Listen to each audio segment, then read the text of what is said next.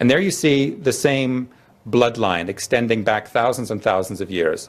The myth being that despite the numerous invasions which the peninsula endured over the centuries, the Korean race was able to preserve its pure bloodline, its unique homogeneity. And you can see that homogeneity pictured below. I wonder if anybody recognizes where that picture comes from. Anybody who's been reading the news recently? It's from the new North Korean currency. And you can see from those faces, those people look like clones. And that really is kind of the message.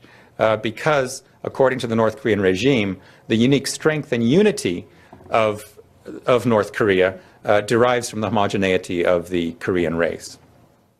And these mass games that I think you've all seen on TV, and maybe some of you have seen that documentary, A State of Mind, they're commonly misperceived in the West as Stalinist exercises in anti-individualism. We mistakenly think that the goal is to stamp out their sense of self, to make them all behave in the same way. And that's actually not the case. These mass games are very joyous celebrations of the racial homogeneity from which the strength of the race derives. The North Korean looks at these displays and sees thousands and thousands of girls of the same height, the same build, the same skin color, the same hairstyle, and feels a pride in the homogeneity of the race.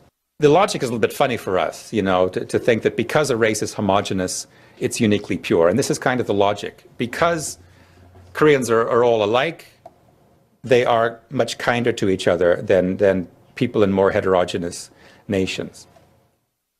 Here's another interesting slogan from a North Korean magazine. I always say that North Korean propaganda is a bit like a fascist's idea of what communist propaganda should look like, because you've got the left-wing terminology being used to put across a race-based message, which is actually incompatible with Marxism-Leninism. I can't stress that often enough. This is not a nationalist-tinged Marxism like you had in Yugoslavia.